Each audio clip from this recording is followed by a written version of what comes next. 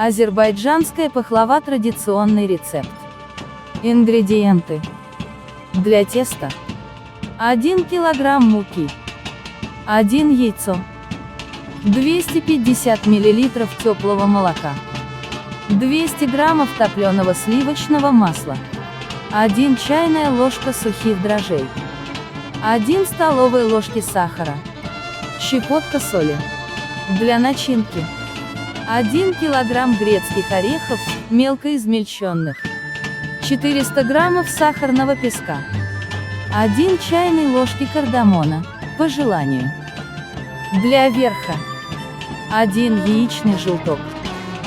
Орехи или миндаль для украшения. Для сиропа. 150 мл воды. 150 граммов сахара. Приготовление.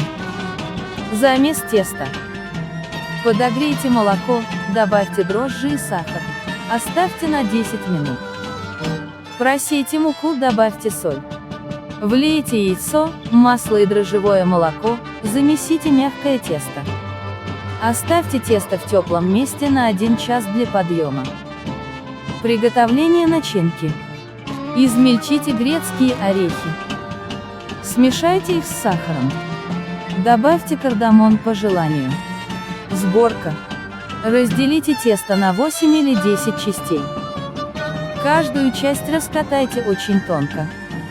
Выложите первый пласт в форму, смажьте растопленным маслом. Посыпьте начинкой. Чередуйте. Тесто, масло, начинка, пока не будут уложены все слои.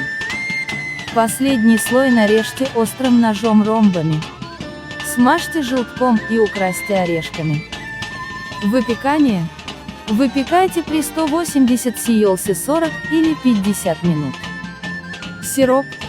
Вскипятите воду с сахаром 5 или 7 минут.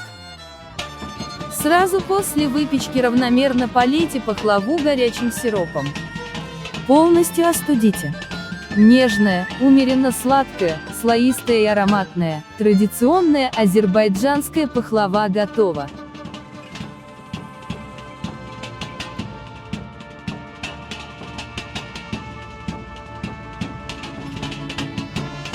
Azərbaycan paxlavası ənənəvi resept. Tərkibi. Xəmir üçün 1 kiloqram un, 1 ədəd yumurta, 250 ml süd ilir, 200 qram kərə yağı əridilmiş, 1 çay qaşığı quru maya, 1 xörək qaşığı şəkər tozu, 1 az duz. İçlik üçün 1 kiloqram qoz ləpəsi xırda çəkilmiş, 400 qram şəkər tozu, 1 çay qaşığı hil isteğe görə. Üz üçün 1 yumurtanın sarısı, 1 neçə nağıl varı, qoz və ya badam. Şirə üçün 150 ml su, 150 qram şəkər, şərbət. Hazırlanması. Xəmirin yoğrulması. Südü ilıq edin, içərisinə maya və şəkər əlavə edib 10 dəqiqə gözləyin. Unu ələyin, duz əlavə edin. Yumurtanın yağı və mayalı südü una əlavə edib yumşaq xəmir yoğurun. Xəmiri 1 saat isti yerdə mayalanmağa qoyun. İçliyin hazırlanması. Qozu xırda doğrayın və şəkər tozu ilə qarışdırın. İstəyə görə hil əlavə edin, qoxusu və dadı çox gözəl olur. Layların düzülməsi. Xəmiri 8 və ya 10 hissəyə bölün. Hər hissəni çox nazik açın.